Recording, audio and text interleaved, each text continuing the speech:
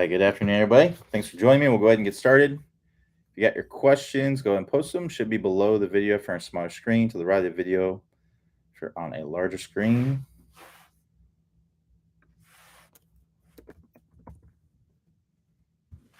All right. Let's see if we got some questions in there.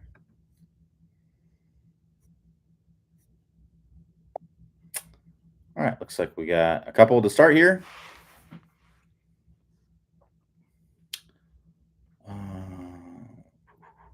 So Rick H says, I do not see anything in videos about raising the head up a few inches in the backswing. Can you help me? So generally, we don't really want to raise the head up very much in the backswing, because typically when you raise the head up, you're going to be kind of standing up out of your posture, right? So generally, we don't really want to have an upward move of our head in the backswing. If anything, our head will typically lower a little bit as we get up to the top of the swing, as we're kind of turning and tilting our spine, right? So when we go up to the top of the swing, our spine will tilt a little bit like this, right? So when I tilt my spine like this, so this is called what's left side bend for right-handed golfer. You can see how my head lowers a little bit, right? So that's what's happening when I go up to the top of the swing. I'm going into some left side bend a little bit, right? So if anything, your head will typically lower. Now there are some like long drive guys who you will see in the start of the swing, they'll actually kind of move up, right? And that is a way for them to get a little bit more power, but you don't really see any like tour players doing that. The reason is that you don't really it can help you to get a little bit more, but it's at the cost of typically a little bit of consistency usually. Now long drive guys, they just need to get one ball right out of however many to be good. It doesn't matter if they snap hook one or whatever. They got another chance, whereas tour players really don't necessarily. So you do see that sometimes in tour players, but you don't really, or not tour players, but long drive guys, but you don't really see it in tour players. So yeah, we're really not wanting to come way up out of the posture at all in the swing. All right, let's keep going. So Axel says, hi, talking swing speed. I'm 61 years old and my driver's swing speed is 96 to 100. That's awesome. Is it realistic to increase to 110 with the driver? Yeah, so here's what I would say. And obviously there's definitely some other things. What I will say is at 61 years old, 96 to 100 miles an hour, that is way above average. I think the average for golfers in their 60s is it's somewhere in the 80s of mile per hour is like the average for a male, for a recreational golfer. For a pro, that's, I think it's like 102 for a pro, and I think it might be like 88 or 87 for a recreational golfer. So you're definitely up there as far as club head speed is concerned. But here's what I'll say as far as gaining club head speed is concerned. I would say generally from all the people that I've worked with or that I've seen, improve the club head speed, people who've come to clinics and things like that, is that if you are a physically able and untrained person, then I would say that typically you can gain 110, or you can gain 10 miles per hour. So I would say if you are physically able, meaning you don't have any injuries, you don't have any physical restrictions or anything like that, so you're physically able and you've never trained club head speed before, right? Then 10 miles per hour is 100% realistic. And to do that, I would recommend working through our 20-minute distance fix, right? Now, if you have back issues, if you have, knee problems, you got stuff like that, it makes it a little bit more difficult, right? If you have trained club head speed before, so let's say, you've done the 20-minute distance fix and you used to be at 88 miles an hour, right? And now you're at 96 to 100 miles an hour. It's going to be more difficult for you to get to that 110 number. So there's something called what we would call newbie gains, right? So what that means is that when when you first start speed training, you're when you go through our program, you're getting the lowest hanging fruit, right? So what that means is that we're giving you the things that are the easiest to do, and they actually get you the most gains if you're not doing them. So, for example, a shoulder turn is a big one. I've seen people gain 20 miles an hour in like 30 seconds because they didn't have any shoulder turn before. So basically, what would happen is their swing kind of looked like this, right? And they were swinging 80 miles an hour, and then all of a sudden we got them to swing like this, and they were at 100, at 100 miles an hour. And it's just 20 miles an hour right there, right out of the gate. And it's just because they were so far off with one of the easiest things to improve in the swing. So if you have something like that, it can certainly gain miles per hour. So it really just depends, right? So I would say if you're a trained individual, it's realistic to get to 110 miles an hour, but it's a matter of putting in the work to make it happen. There's a certain point where you have to look at return on investment, right? So return on investment of time. So usually that first 10, 12 miles an hour, that's the easiest to gain. But then all the miles per hour after that are much more difficult, and you have to put a lot of time and effort into doing it, right? So is it going to help you?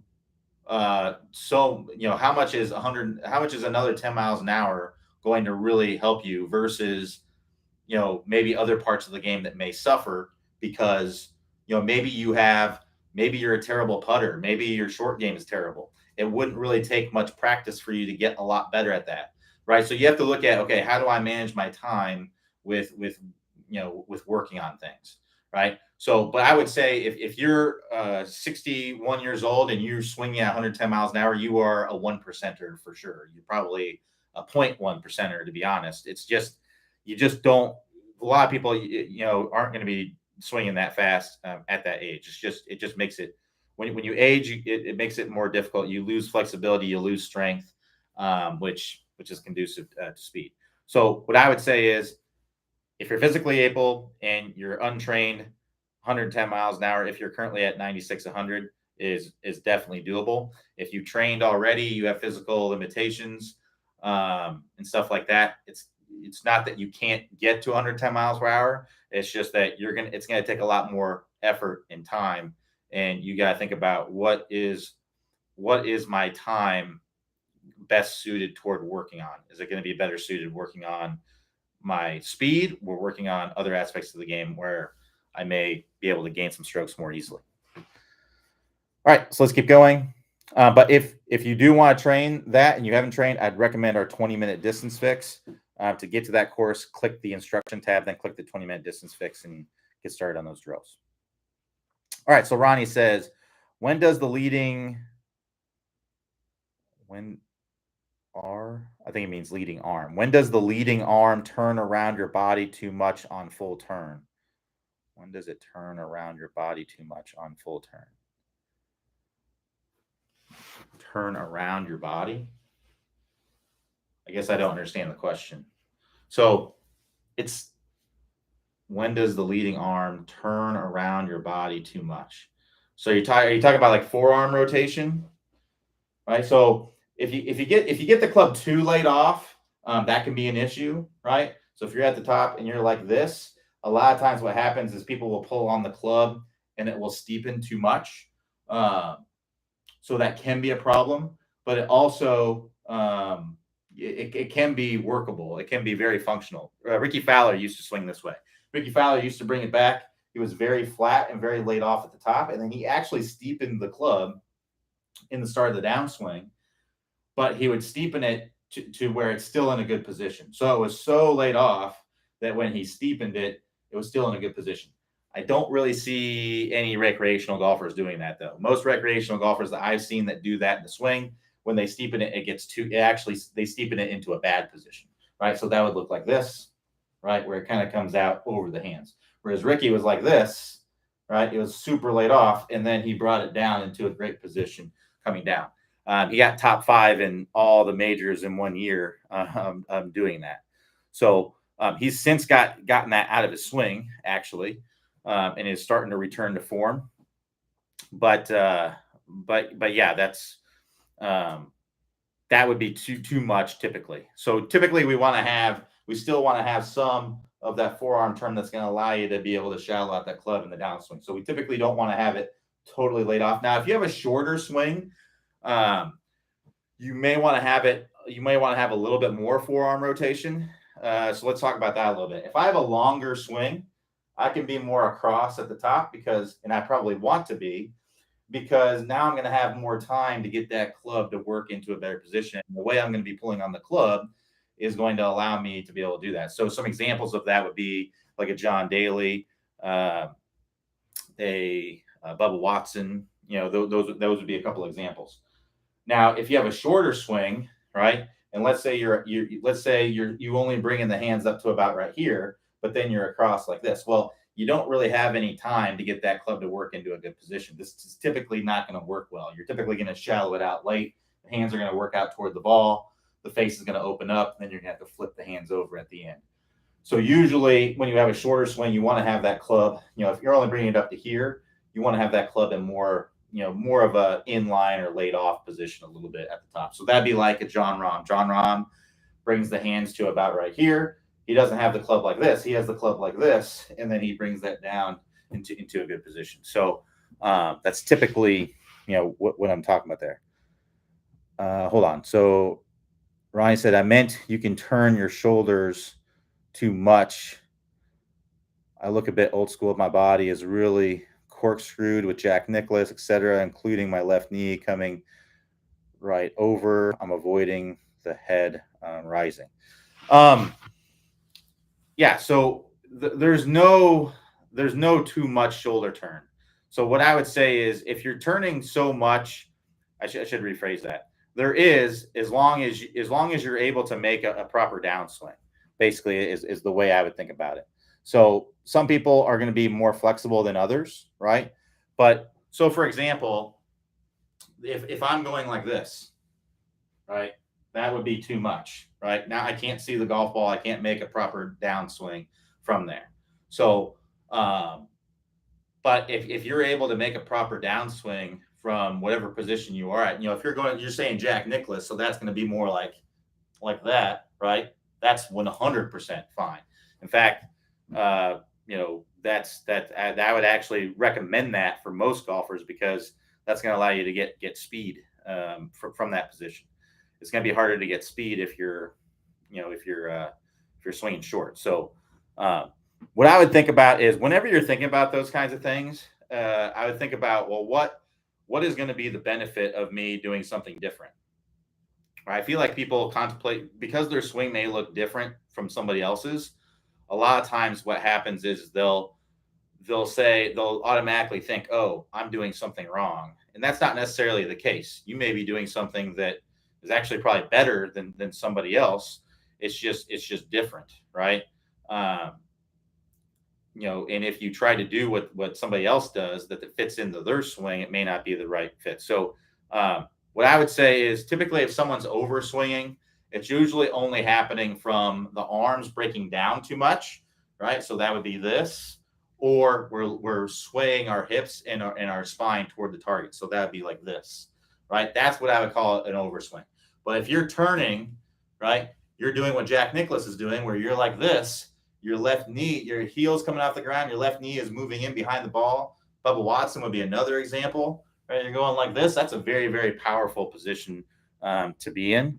And I don't, you can play around with trying to shorten it, but it may not necessarily be that big a difference.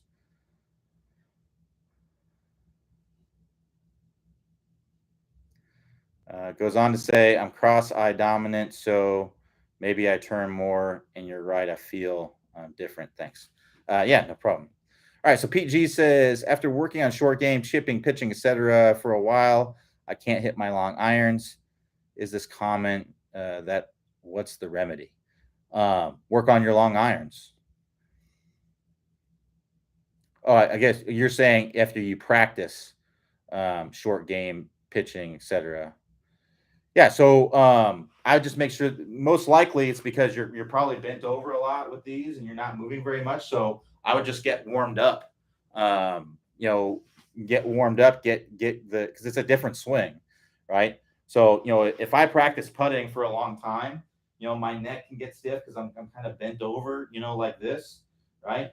I can get kind of stiff. So if I go to hit normal shots, right, I would start out with shorter, slower swings and then build up. I would kind of do warm up to the longer irons. So start out, and when you go to hit your go to practice your long irons, I wouldn't start out with a long iron. I would start out with like a wedge and just hit like some 30, 50-yard wedges, and then go up to like 60, 70, then go up to full swing wedges, and then go up to like an 8 or 9 iron, then go up to uh, uh, like a 6 or a 7, and then the longer irons.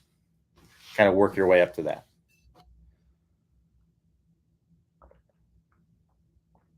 All right, get the questions coming.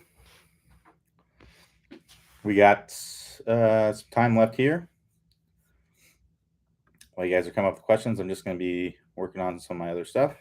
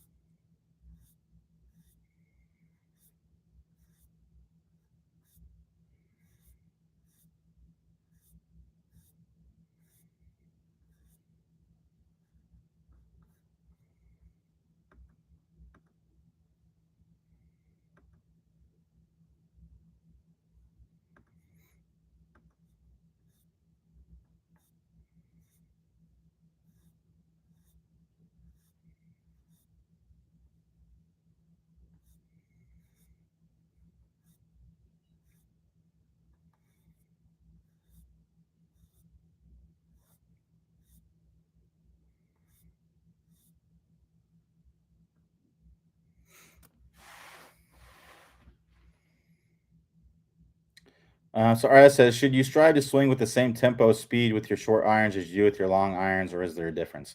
Nope, no difference. You're going to swing with the same tempo and speed. Now, the speed is actually going to be different because the club is longer, right? So longer clubs are going to move faster, even though you're putting in the same amount of effort, right? So, but the tempo and everything's going to be the same. You don't have to. You're not trying to swing with a different speed. It's just going to naturally happen because the club is longer, right? So like a tour player, their driver club head speed on average is about 113, 114, right? A 7 iron, because it's a shorter club, is going to be in the 90s mile per hour. Now they're not necessarily trying to swing the driver necessarily with a different tempo or anything like that. It's just because the club is longer, it's going to move faster.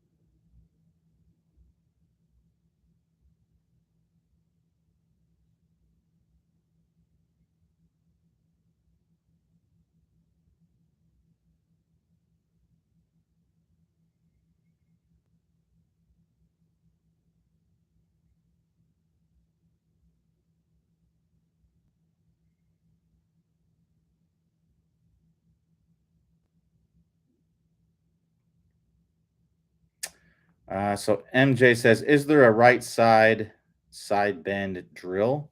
Yeah. So what you can do is, so you put a club across your shoulders, right? Club across the shoulders, in your dress position. Club across the shoulders, go up to the top, angle that down toward the ground, and then in the follow through, you're going to angle that down toward the ground as you and then come around to a full finish, right? And then you just replicate that same thing. Replicate that same thing with with a club in your hand, right? Hitting a ball. Another one you can do is you can have something like this, right?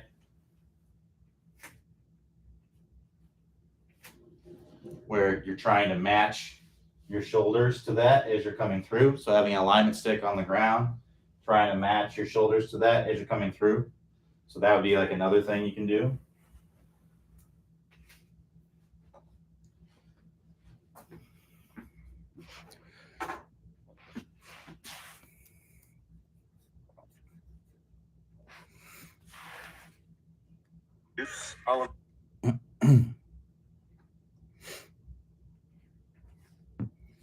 Got some storms rolling in here.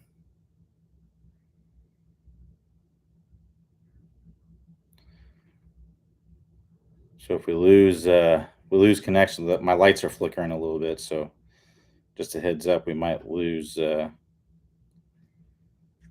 connection here.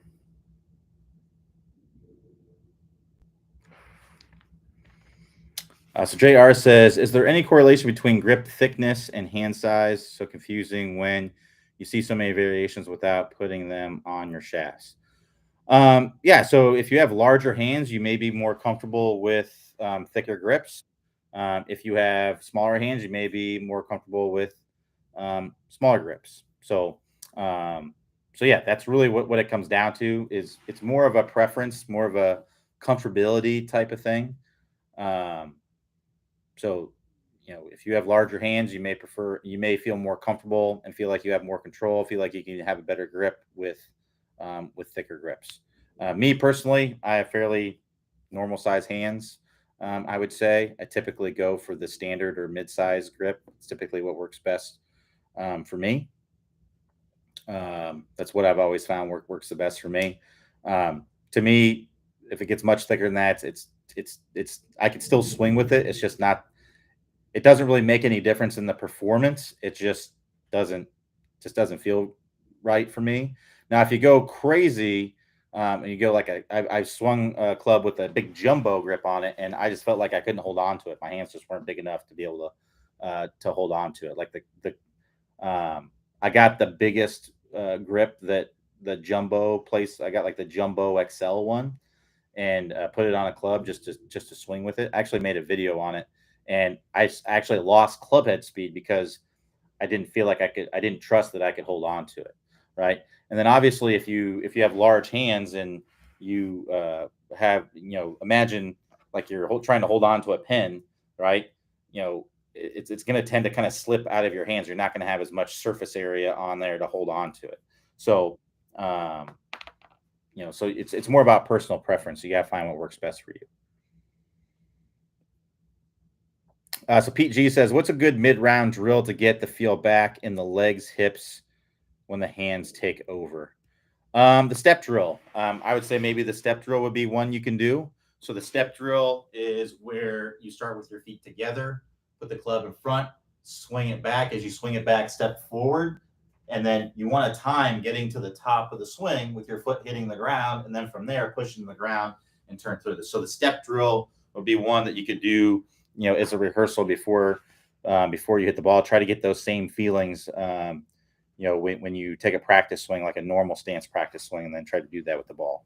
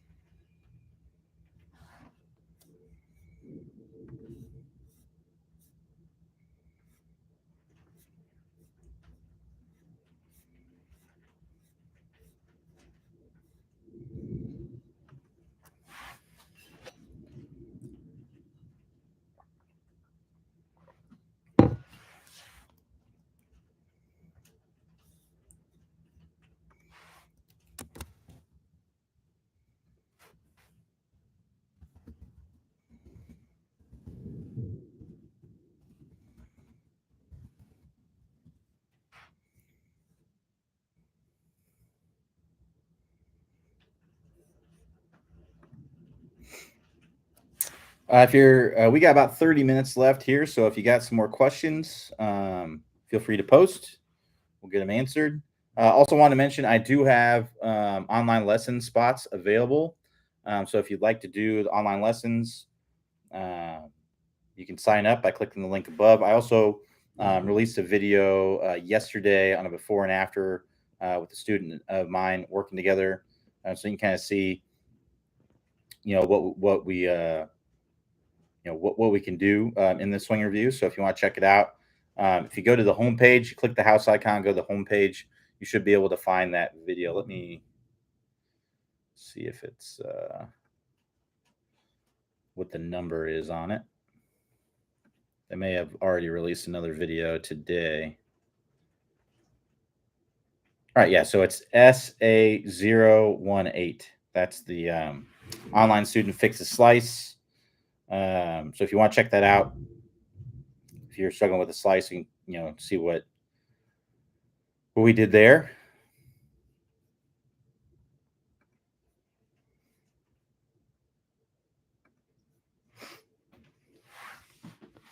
Yeah, it's coming down.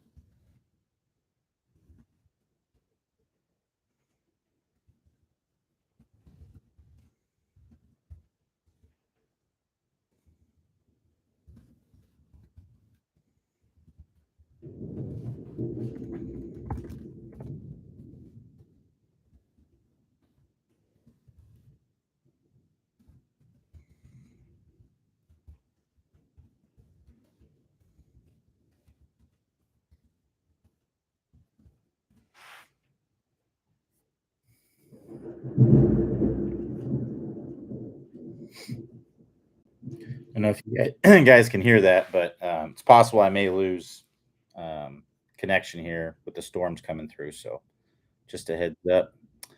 So Dan S says, for 100 yards as an example, would you use an approach wedge about 100 for me, or use a 9 or 8 iron with a 50% swing clock rather than full swing of the AW?